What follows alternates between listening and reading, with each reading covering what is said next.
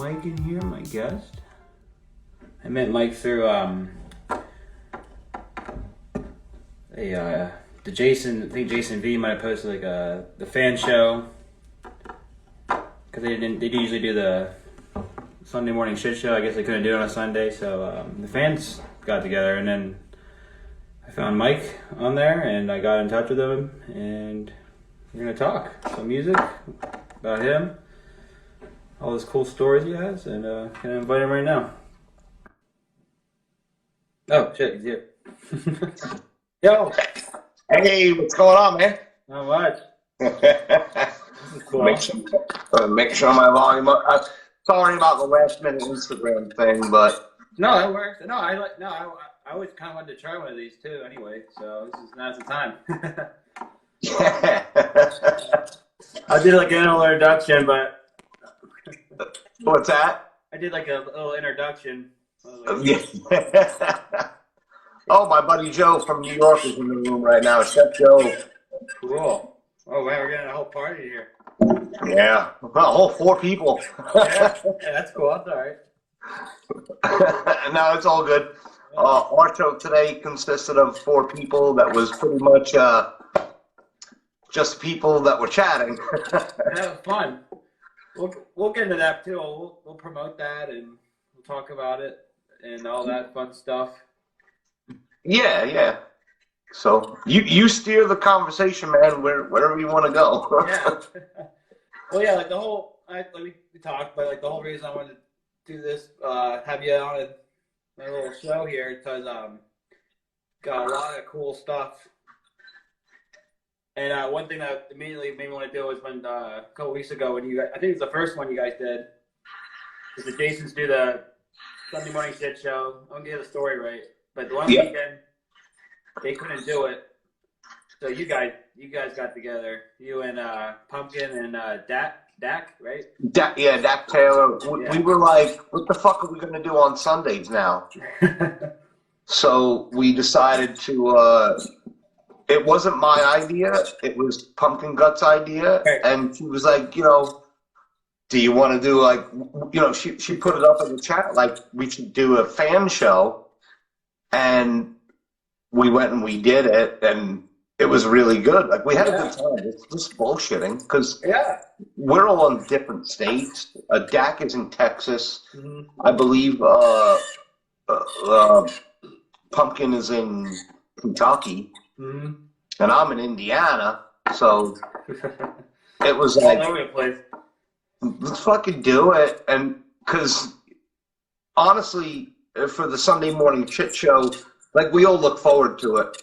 Yeah, it's fun. When there's not one on, it's like fuck. Mm-hmm. Oh, look, we got Phil from Flamingo Nosebleed in here. Oh, cool. Yeah, I got like when I got in touch with you, then I got all these followers. So I'm like, holy crap! From all your friends and everything.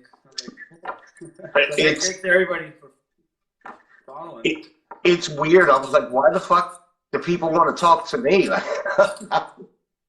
Well, the one thing you said during the first show, like I gotta talk to this guy, was like, you're telling some of your stories, and then you're like, all right, I can talk too much. And I was like, no, I want you to keep talking. I'm born and raised in New York City, so I don't shut the fuck up. But that's what I would. I'll start it. I guess I'll open it up with that. You're from New York City, born and raised, you said, and so like music and all that. You got like behind you got music, everything behind you. So like, yeah, look at all that. Yeah, I got like rocking, right? Yeah, I have like this is like. Me and the wife, we bought this house last year, so there's 2 garages. There's one in front of the house, one on the side of the house, and this is like my like just my hangout. Yeah, that's awesome. So I got all my crap up there. Yeah, I got. Oh wow. Wait, can you see that No Effects poster again? Oh, this old school one? Yeah, wow. Yeah. When Fat Mike had the blonde. Yeah. Yeah. Like early 90s. That was probably 93. Mm-hmm. Awesome. Because So, I've seen those guys so many times live. Like Kent, the manager, he knows me. It's bizarre. yeah. So I paid for a Patron subscription to watch them record this new album they're coming out with. And every time I sign in live, which is supposed to be once a week, but it hasn't been that much lately, Kent, their manager, is like, fucking Vodka's here. I remember seeing this fucking goddamn England. Like, literally, I lived in England for 6 years, and What? yeah. So it was, I yeah. find something new about you every time. It's a long story. I want to wind it back though. Like, what do you remember? Like, what you're listening to that when music finally stuck to you? Like, finally, like, made an imprint on you. Well, I could pretty much listen to anything, Mm-hmm. whether it be, rap or whatever. I think the biggest thing for me was in the early '90s, once that Epitaph Fat Record shit just broke. I think for me it was all right. So I was out one night with my buddy John, and I grew up on the East Coast of Long Island. So don't mind me. I'm fucking tired of shit. I have like 4 15-year-olds in my house. Yeah. But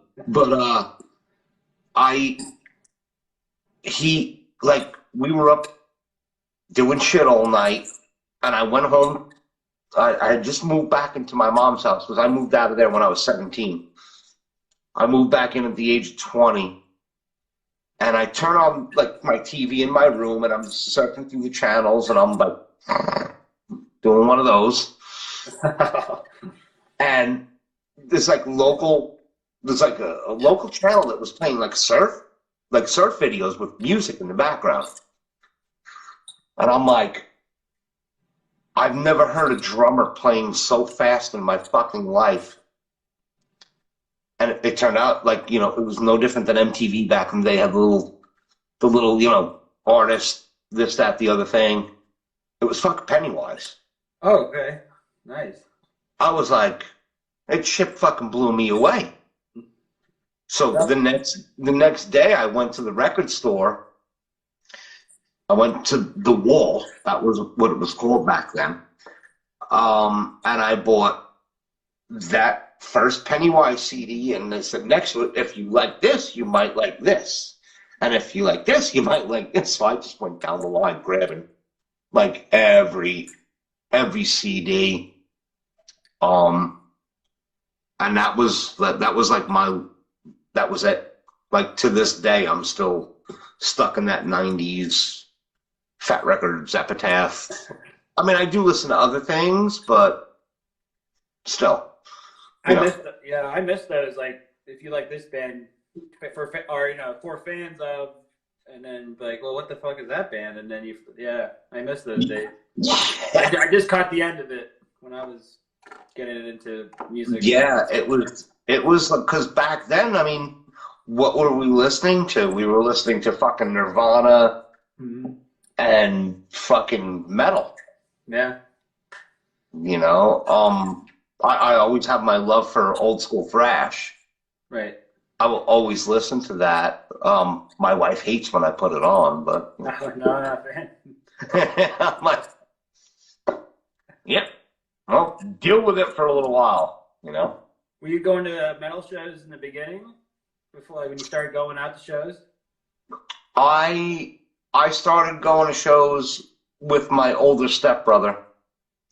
He's my stepbrother's. He's got to be in his late 50s, close to 60 right now. But he was the one that introduced me into going to live shows because my mom wouldn't let me go to a show by myself.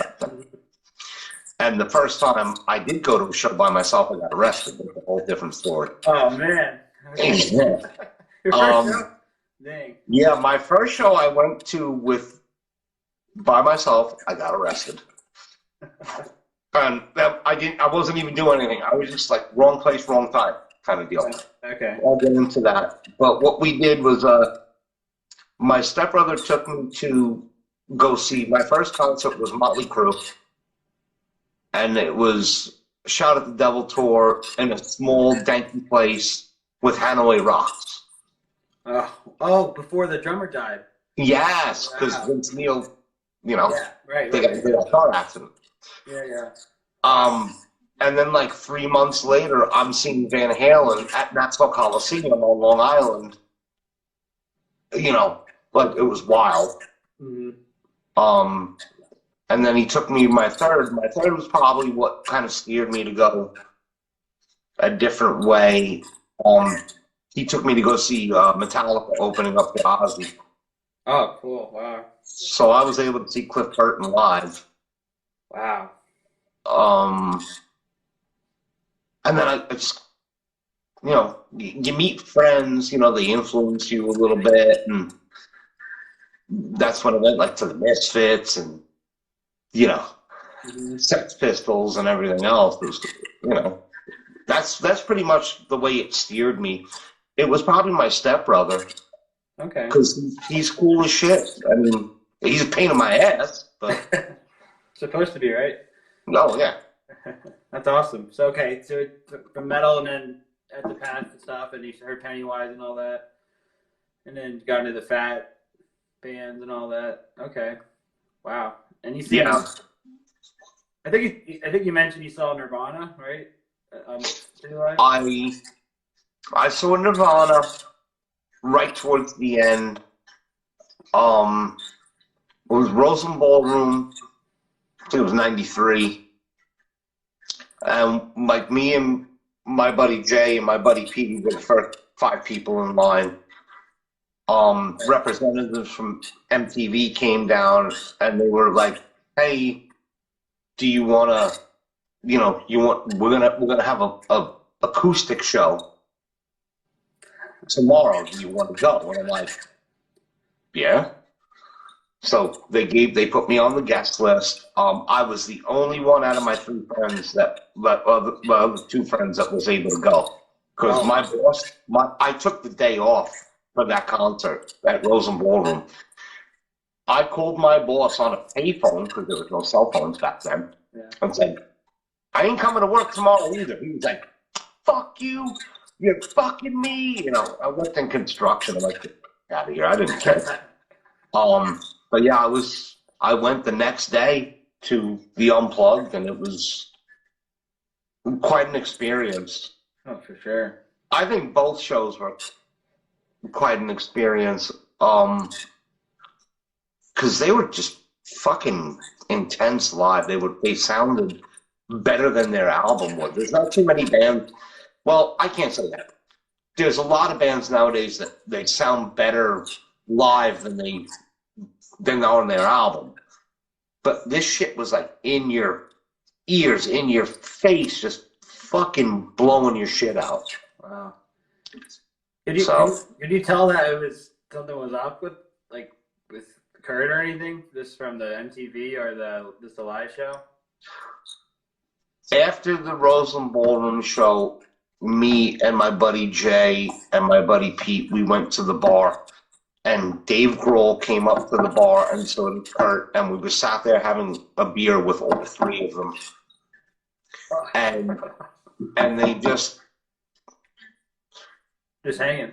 I couldn't tell anything was wrong with him. It was just like, all right. I know a lot of people don't like Nirvana because right now it's fucking overplayed. You hear it on the fucking radio. And I think that's bullshit because you never heard that shit on the radio. Right. But for me to have that experience when they hit that plateau, I had also seen them at Stony Brook University in '91 when Nevermind first broke. Wow. But Chris couldn't make it because they were traveling separately. They were traveling in vans, in 2 vans, and it was wintertime. and his van broke down. So it was like Kurt, Dave, and some fucking dude from some other band. I think Half Japanese was the name of the band. Okay. Wow. So you saw like you saw. Oh, sorry. Well, no, go ahead. Go ahead. You saw like so you saw. I mean, they were on ground for a couple more years before that, but you saw them like right at the peak and then right at the end almost. Wow. One of the coolest shows I've ever been to. I got like my top. I don't know. I got like a top 5, maybe 10. But one of the coolest shows I've ever been to, and you might have heard it on the show today with PumpkinGuts and Dak, was the Weezer show. Yeah. So we're going out, like, it's me and my drummer and my bassist and a friend, and we're rolling out like East End of Long Island. We're gonna go to CPI's. It's literally a dance club. What the fuck are we gonna do going out there? Yeah, right. You know, we just wanted something to do for the night. And, you know, back then, you know, there was no Spotify or anything. So you literally had a tape cassette or a disc in the car, but we had the radio on. And there was this, it was syndicated all through the United States. It was a radio station called WDRE. And this woman, Donna went on there. She was actually the first one to report that Kurt Cobain was dead. She was like, I can only say this once, but Weezer is playing Mulcahy's Bar for $5 a head tonight. We're like, literally, going out east, there's like 3 lanes this way, 3 lanes that way. There's a median in the middle. My buddy Mike and his little Dodge Omni went whoop, on the other side of the highway, and then we drove 45 minutes, and we got there in time, and we saw fucking Weezer, like, to the point where the stage was so small, Matt Sharp's feet were hanging off the fucking edge. Wow. And my ears were ringing for 3 fucking days. That's probably number 3 for me. It's close. It's in the top. It's in the top. You know. Wow. But yeah. That was the 90s then, right? Yeah. Yeah, it was 94 probably. Okay. Yeah. I don't know the chrono. I don't know when the album came out, but my friend Glenn's here. You probably know what album was out. I think it was probably the Bloom album was already just coming out, right? Yeah. It was just gonna. Oh shit! Look, V is in the fucking room. Oh hey. Cool. What's up, V? Don't worry, buddy. I'll be plugging everything at the end of the show. Yeah. Now, one thing I got to do my due diligence at the end, and there's tour dates coming up and whatnot, so I got to put that out there for my buddies. Yeah, I thought that was really cool. The show you did earlier, you plugged in all their dates and everything. Oh, absolutely. That was really cool. Yeah, I'm going to the one. I'm going on December 18th, so I'll see him there in Lancaster. Ow, fuck you. Shit. Yeah, that would be nice. I don't know. Hey V, let's get another Fort Wayne date. Yeah. Well, the next show I have coming up is Teenage Bottle Rock Day. Okay. Yeah, at your buddy's venue? Yes. Yeah, at the Muse. The Jasons, yo duds, I just dropped in to say fuck you. Fuck you, V.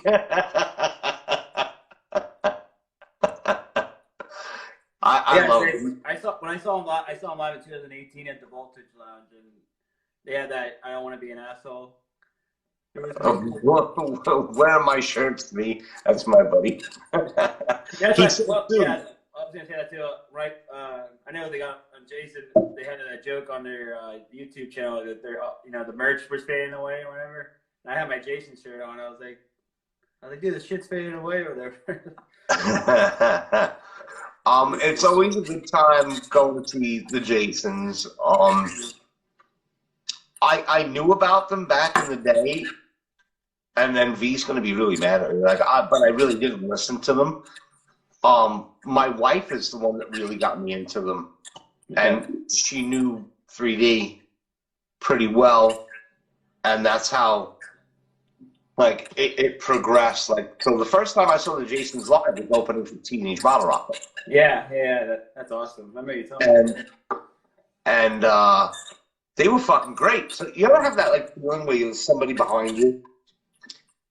So there's me and the wife are rocking out Teenage Bottle Rocket, and the next thing, I just feel like there's a presence behind me. And then I feel an arm over here, like I see a hand and an arm, and I look over at my wife. I look behind, it's 3D. Yeah, he's just fucking hanging out, like, we're rocking out together, guys. But he's fucking awesome. Yeah, no, great. I know. I'll get back to your Teenage Rocket thing. Sorry. Yeah, no, go ahead. Yeah, but how I found the Jasons, I don't even fucking. I think I typed in. I think I literally just typed in the Jasons, like punk band, because I was like thinking of like, we call it, there's a band called the Myers or something. Yeah. I was trying to find horror punk bands and stuff, and that's how I'm like, wow, it's like Ramones core, and they love Kiss, and this is fucking great. The album covers like reminiscent of the Ramones and Kiss, and I gotta see these guys. I was lucky enough to see Joey. I saw the Ramones play once. I do have a Marky Ramone story if you want to hear it. Yeah. Mm-hmm. We can get into that, whenever you're ready. Yeah. But like I got to see, and I wasn't even sure about it. I got to see Joey Ramone play with like another. It wasn't Marky, because at that point everybody was fighting. So it was the last show at CBGB's, and the fucking Huntingtons opened. Yeah. And I didn't even know who the fuck they were. And then fast forward like 20 years later, Cliff Huntington's pulling me up on stage to sing Pool Party. I'm like, all right. I didn't even connect the two together. It was a little strange. That was one of the other people that was supposed to be on the show today. Cliff Huntington told me he was going to come on, and yeah, that's no big deal. I don't give a shit. That'd be cool. It is what it is. I was like talking to Darren all day, and he said he was going to come on as long as he doesn't. Hey, Pumpkin. He was going to come on if he didn't have to go to work early. Yeah. So. That'd be great to have. That'd be great. I can't wait to see him when you get him on. Hopefully. Cool. Yeah, we'll plug all that too. But yeah, you're saying you're gonna go see TBR though soon this month? Yeah. Well, if you want, I can plug a couple of shows right now and get it out of the way. Yeah. Whenever you want. So what happened was TBR, they canceled a lot of shows. Well, at the end, not a lot. They canceled 5 shows at the end of their venue, at the end of their tour, because Miguel and Ray got COVID. So I heard through the grapevine that, like through friends, that the show was going to be canceled. Now, not only do I know John from the Views on Main, but I also know Greg Brenner, the guy that owns the Melody Inn. So I text him, and he goes, I'm talking to him right now. Supposedly they're canceled. Like, this is a day before the show. So I'm friends with like Cody and Darren and Ray and Miguel online. So Darren's the most accessible. So I was just like, hey, yo, is it true you guys are sick and you're going home? He's like, we're literally in the van. We're going back to Wyoming right now, and then I'm going back to Canada. Because he lives in Canada. Yeah. So I was like, all right. He was like, but Melody Inn will honor all the dates, all that stuff. And I'm like, oh, that's cool. But at that point, they had said, we're going to do maybe a couple of extra shows in the areas that we canceled. So I got in touch with my friend John, and I was like, you got to get on this. I was like, you've been trying to get him for like 2 years now. It's a brand new venue. Mhm. I was like, you got to get on it. And he kept telling me, no, they're promoters. Like, well, we'll see, and this, that, the other. Because it's an all ages. It's like you're on a press junket today. Funny, but yeah, I gotta plug my buddies. Yeah. And I pushed him enough, and like a half an hour later, he was like, "Fuck!" He didn't even text me. He called me. He was like, "I got it." I'm like, "Are you fucking for real?" So, yeah. So we got on January 11th at the Muse. Then, well, if you don't mind, I'm just gonna go through it. Yeah. Oh yeah. Please. Then we got the 12th, Hamtramck, Michigan, Smalls, Cleveland, Ohio, the Grog Shop, Cincinnati, Northside Yacht Club, Chicago, Illinois, with Chop Suey and Brendan Kelly. That's a good show. Yeah. And then the last show will be the makeup date for Indianapolis, the Melody Inn. Before they start a February run with the Queers, which is actually going to be kind of a cool show. I think that Jason should jump up on that one. Yeah. That's when I saw him. But the 11th on the Muse, I'm so happy with that. Like, Have you ever considered doing promoting though? yeah. I think you could. I feel like you could sit on top of a soapbox and everyone would listen. I don't know. Like. You know what I mean? I try to, I'm just trying to help out friends, and then, Right there. I don't know. I wouldn't even know how to begin to do it. Yeah, that's the thing. Yeah. How do you do this? You got to get in touch with the band's, agent or promoter, and Right. go through the record label as well. I mean, one good thing with John's place is, I'm not going to say it's going to be his first major act there, but all three bands are Fat Records bands. Yeah, right. And then you have a local band that's on Mom's Basement Records, which is great. Thank you, Pumpkin. Yeah, I think you could do it. If it's just I don't know. I wouldn't even know how to do it, but honestly, I would love to do it. Yeah, I feel like you walk in. You're personable. Everyone, you get along with it. Like you said, you get along with everybody. And I don't know. I think it'd be cool. But yeah, that's a trick. It's probably literally just emails and all that fun stuff. I wouldn't even know where to start with it. I mean, I would love to do it. Don't get me wrong. Mm-hmm. I'm sorry. I didn't mean to like hey, you should do this. But no. Honestly, I mean, it's something it's in the back of my head, but yeah. I wouldn't know how to start it from the get-go. The best I can do is, if Phil and Jake are still in here, is like, I'm roadieing for them that night, so I got all that. I did it for V and everybody else. I always like to put that out there just as a friend. I'm not trying to be like, yeah. But it's like I always told them, if you need a hand, right. I'm fucking there. Right. Either for the love, if you're a friend and love the music. Absolutely. Yeah. It's fucking great. Which is like, I wonder, is that what drew you to like the punk and all that? Was like this? Well, actually, yeah. You know what? I remember you saying this about the scene though back in the day. And I've heard this too from people that grew up in the '90s and all that. Was like this like you get beat up if you looked a different way, or with the skinheads, all that stuff. Yeah. When I was younger, I had like hair down to my ass. Mm-hmm. I was a dirty ass metalhead, which no big deal. But you would go to like, I think I talked about it on the last show with mine and our last show this afternoon. We go to this place called Frank Cariola's Sundays, and we used to call it Scum Dance. Because the place was just fucking grimy. But they got good accent. I mean, I saw Metallica there when they were nobodies. Yeah. Like Metallica and Anthrax and Overkill.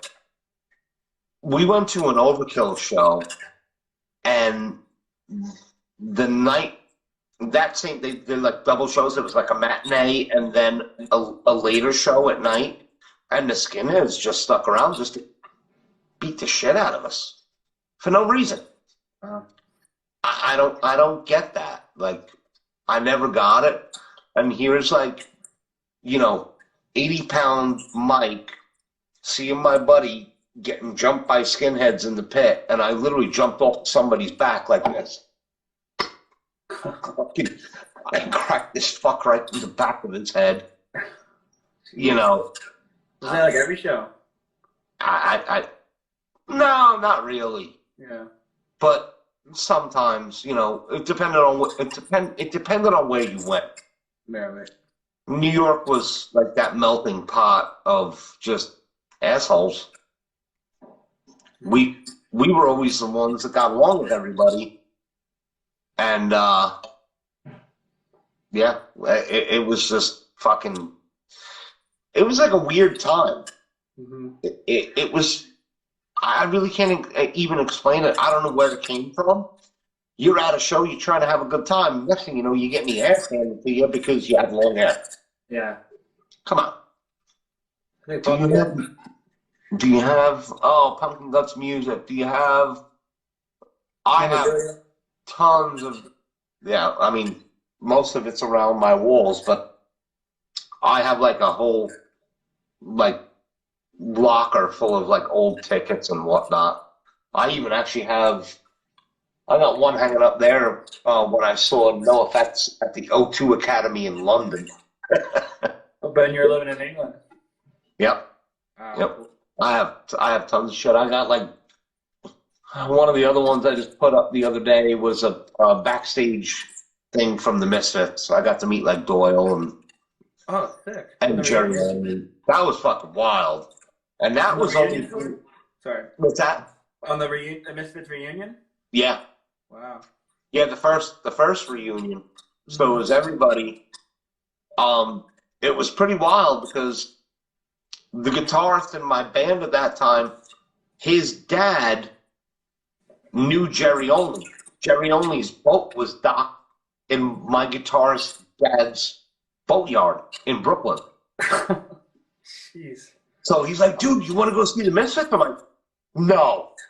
I don't want to go fucking see the Misfits. Fuck out of here. So, I didn't even expect the backstage shit. Mm-hmm.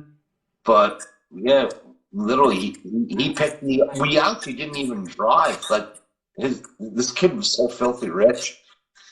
Like, his dad paid for a driver to drive us to fucking New Jersey. That's fucking great. Fucking wild. Yeah. And then the show was great. It was Suicidal Tendencies, Murphy's Law, and the Misfits. Wow. And at the end, we got to go back. Even in between sets, we were able to go we had all access.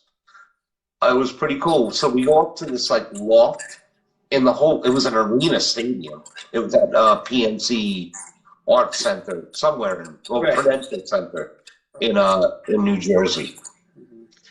Oh, the spread of food was insane. So I wasn't even expecting to meet anybody, and I'm just sitting there eating wings that were phenomenal. And I'm just like eating the wings, and I got a pat on my back, and I'm turning around, it's like Jerry Only. He goes, "Those wings are the shit, aren't they?" And I'm like, That's yeah, like, holy shit. Fuck yeah. Yeah. Doyle was kind of cool. He probably didn't like your eating wings, maybe. Yeah. Glenn, he did a walkthrough. Like literally, he just picked up a plate and went right through. He's a fucking kid. Yeah. Go get band practice going. Yeah. I want to hear some music. Yeah, get some recording. Can't wait to hear it. Yeah, she's awesome. And thanks for coming on. Thanks for posting about it the other day too. Appreciate it. Yeah. No, I made some really good friends out of that Sunday morning shit show, and obviously met you as well. Yeah. And then she texted me, I think, sometime in the middle of the week. She's like, "When do you want to do another one?" I'm like, "Saturday." Yeah. All right, cool. Let me get in touch with Dak, and that's when I started the ball rolling, trying to get everybody else in there. But oh well, hey, it is. It's a busy time. I don't care. We have a fun time doing it, just like I'm having fun right now doing this. So yeah, I loved it. When I got home, I got done at 12 o'clock at work, so it was nice. When I got home, I checked and joined in. Yeah, we had a little bit of a snafu in the beginning because I've never gone live myself. Yeah, I saw that at the beginning. I was like, fuck, what the fuck? Well, you'll probably see it after we're done later, but before I got you in, I was like, well, this is a different format for me. I'm giving it, here we go. It just would have worked easier for me because I do have that's cool. Yeah, as long as you can transfer it. Yeah, just my nerves. My nerves. I was like, now we gotta do it live, man.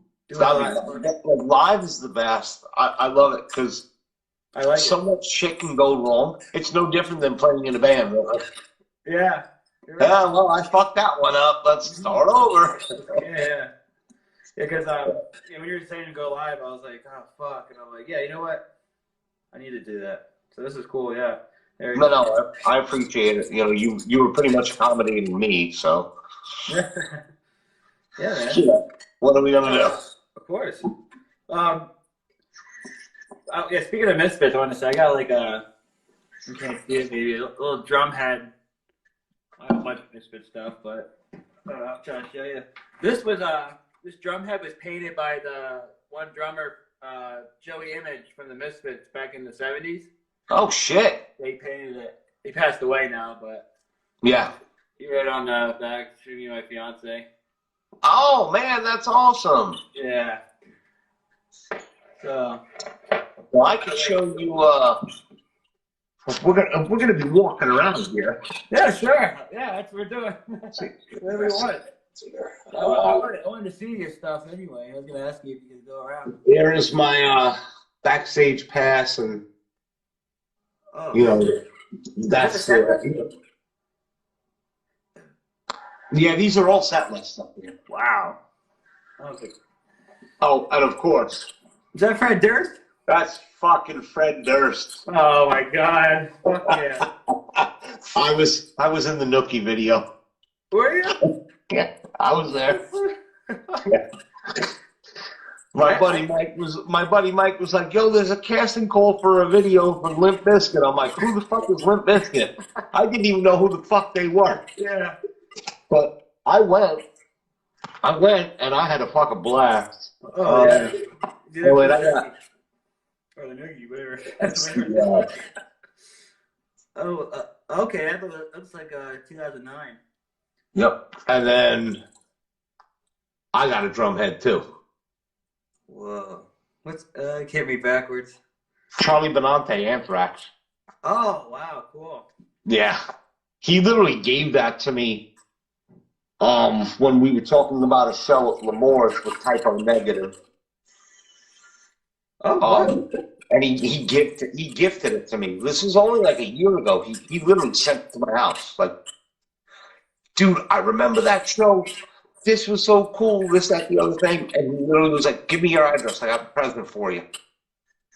Wow. Gave me a drum head, a snare drum head that he designed himself, and he signed it and everything on there.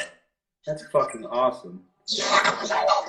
Like, what was your reaction opening it? Were you just like, I didn't expect anything, but when I did get it in the mail and I saw it was coming from Charlie Benante in California, I'm like, I opened it up and I'm like, oh, fuck.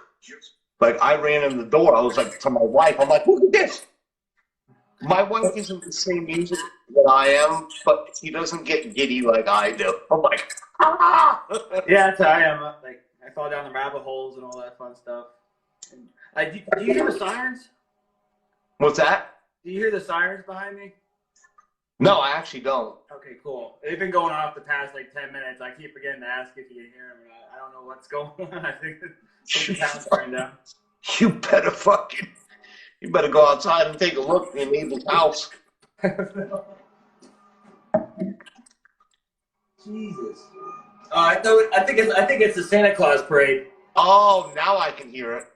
Yeah. Sorry. Yeah, you get Santa Claus. He comes out, gives the candy canes to the kids and whatnot. Yeah. I'll mute my microphone. No, it's fine, dude. It's fine. It's not that loud. I can't even hear it, so it's not a big deal. I can hear it faintly, and then it starts to get louder. That's like me and my fiance. We saw a comedian, and it was in like March in the winter, and we had to be outside because of the COVID rules and all that. So we're in the tent in the freezing cold. And it was BYOB, so we're like bundled up drinking with like they had the heat lamps and they kept going out every like 2 seconds. And while the comedian's up on doing his bit, all of a sudden this train just goes by. And he just sits there, turns around, and looks at it. And he's like, "What the fuck?" Yeah,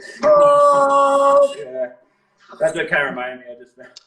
Well, like trains for me are different than trains. Like the trains that I grew up on, you would jump on and get into Manhattan to go to a show. You did that? Trains here are different. It's like freight trains. Yeah. And you just sat there at the crossing for like 20 minutes. And I'm looking at my wife, well, what the fuck is this shit all about? I've never seen that shit in my life before. Yeah. Wild. Wow. Yeah, that's crazy. Oh, it's going now. We're good. Sorry. Get out of there, Santa Claus. Yeah, for real. I think he came by this morning when I was at work. I don't know. But... Oh, what do you do? If you don't mind me asking. Oh, I work at a furniture factory. Okay. Oh, yeah, I think you can tell me. Yeah. We did talk about that. Yes. Chairs I would never sit in. I tried to, but they have employee sales and I never win. So. I am a stay-at-home dad right now. Mm-hmm. Right, you have a 2-year-old or 2-month-old. Sorry. 2-month-old. Yeah, I'm 3 now. No big deal. Yeah. So my last job was very interesting, but the company went within 5 years. Just went the management. I couldn't do it anymore. Yeah. And my wife does very well. So that's good. Hey, you're a punk dad. Fuck yeah. That's cool. So, did you want me to tell the Marky Malone story? Yeah. Tell the Marky one. It's good. So, I know I told it earlier on the other show. Marky Malone. I worked in construction when I was younger, back on Long Island, and during the winters we could not work. It was too cold I worked for a mason contractor, so it was pouring concrete. So we would get at least 2 months off. So I would always get like a side job. My buddy Pete got me the side job working at a King Cullen. It's like a Stop and Shop or a ShopRite or whatever. Supermarket. In the deli department. So he's like sat there one day, he's rolling his eyes. He goes, "Oh, here comes Trudy." And Trudy is this like 80-year-old woman. Probably to that day. She's still alive, believe it or not. And, she will only let Pete or me wait on her slicing the deli meat. Slicing the deli meat, and somebody's trying to call me. I tell these assholes not to call me when I'm doing this. Slicing the deli meat, and we both had our guitars. I was teaching Pete how to play guitar. So I had this, both of our guitars that were going to get them strung up by the Guitar Center down the road. I could do it, but I'd rather have somebody else set everything up for me. It's just easier that way. So she goes, hey, Pete, hey, Mike, whose guitars are those? And we're like, they're ours, we're just getting them strung up. She goes, oh, you both of you play? We're like, yeah, we play. She's like, oh, my son plays too, but he plays drums. We're like, oh, okay, cool. She's like, you may have heard of him. His name is Marky Ramone. The both of us, our fucking jaws dropped to the fucking ground. Like, are you fucking kidding me? She's like, oh yeah. Like, and then both of us, which was really weird, we had like those deli jackets on that you had to button up. Take them off. We both had Ramones shirts on. I was, oh, so you know my son and Joey and Dee Dee, and I'm like,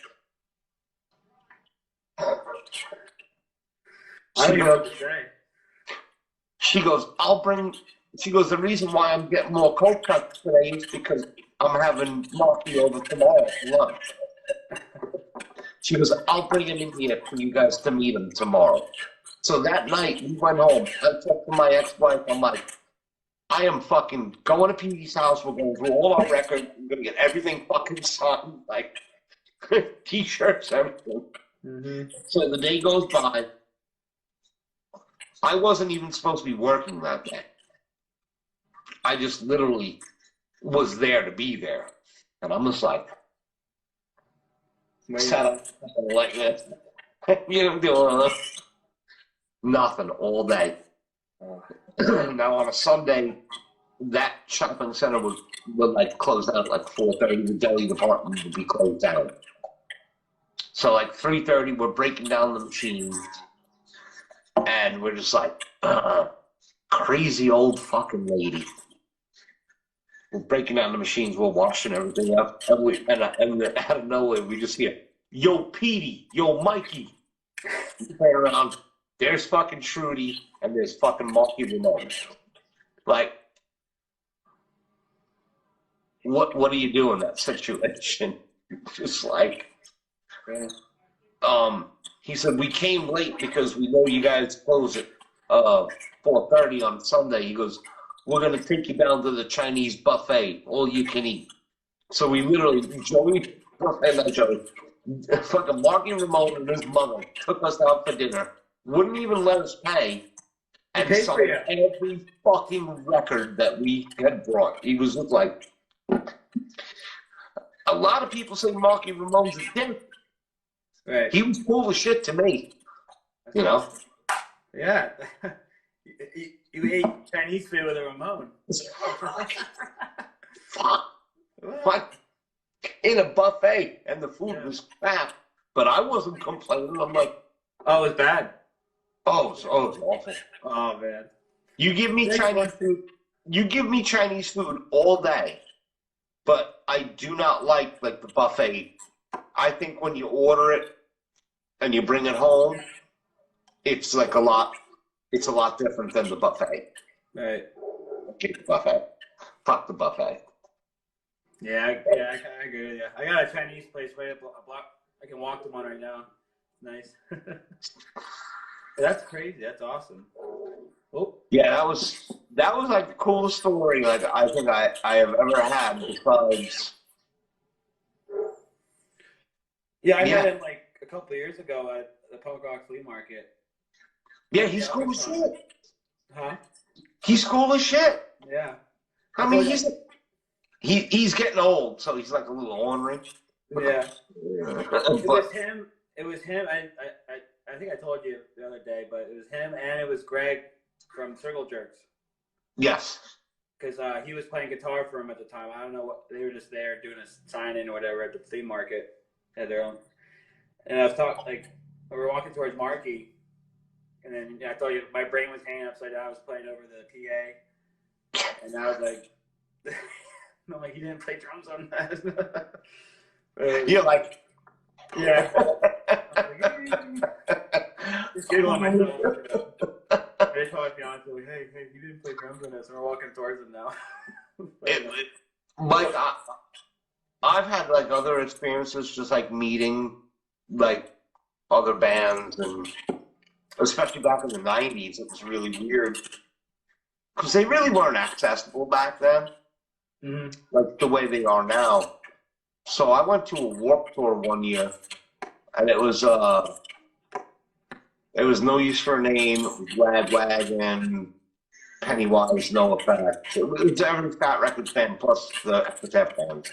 Actually, I think back then it was all Epitaph bands because nobody had jumped ship to Fat Records yet. Yeah. So it was at a place called. They made a movie about this place called Action Park. Okay. I don't know if you've seen the movie. It's a Johnny Knoxville movie. It's about a water park. Okay. This place was so fucking dangerous. Like my buddy Ed to this day has a fucked up knee because of one of their rides, one of their water slides. Oh. So it was like, all right, well, let's go see this band, then let's go jump in the wave pool. Let's go see this band. Let's go here. And then walking across the field, I run into Eric Melvin. He's doing punk rock karaoke. I'm like, oh.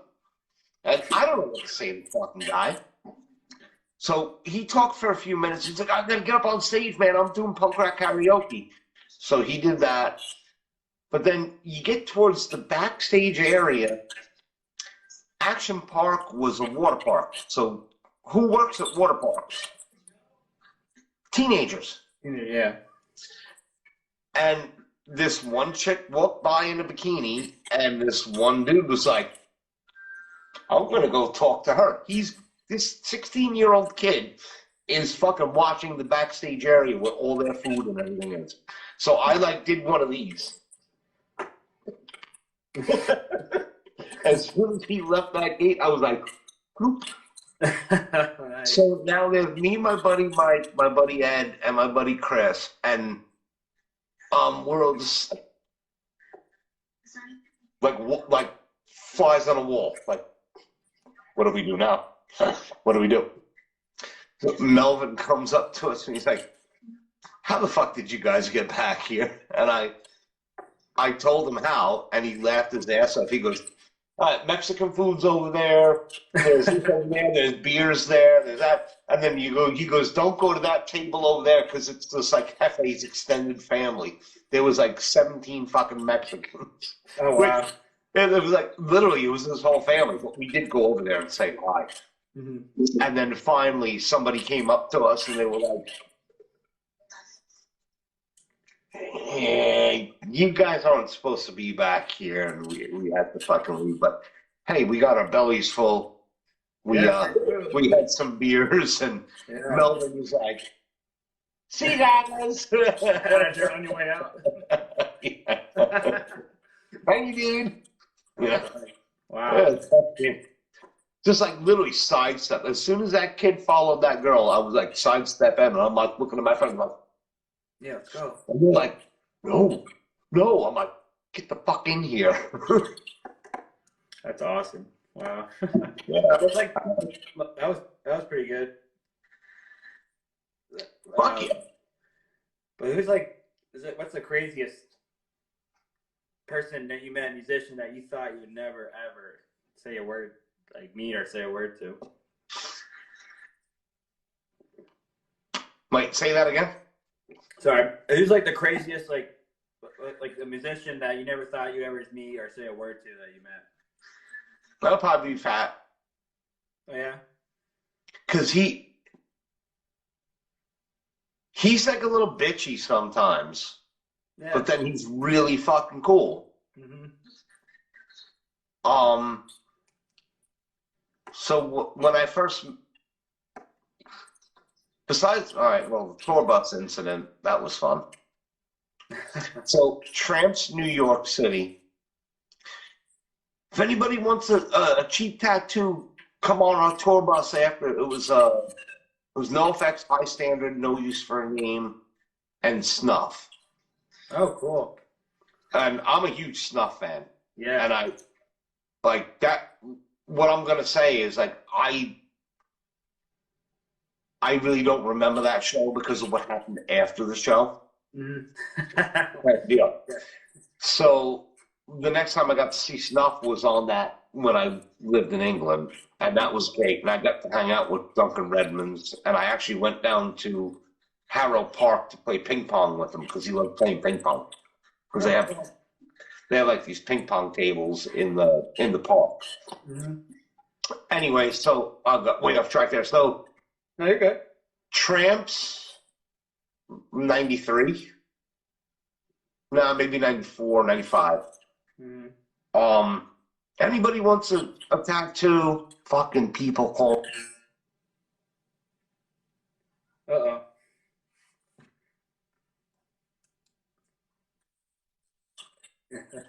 No, I keep getting bandcamp emails. I'm like, Yeah. So, no, Tramps, New York City.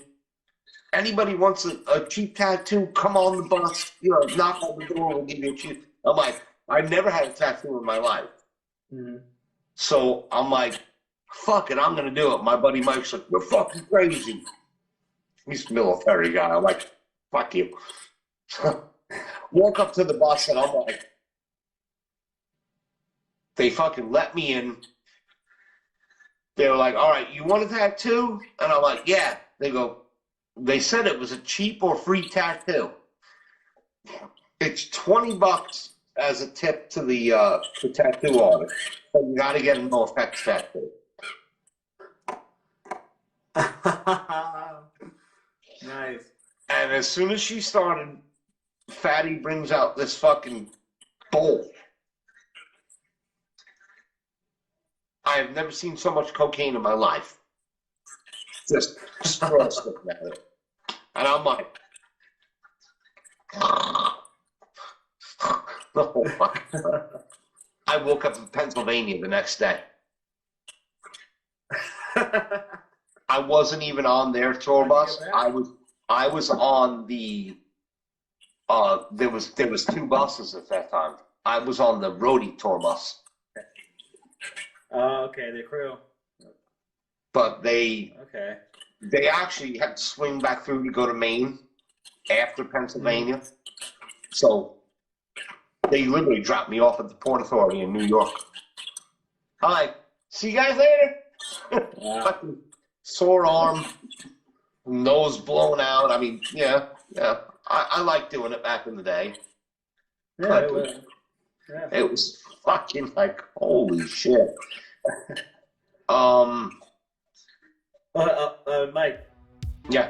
I just got a notification from Instagram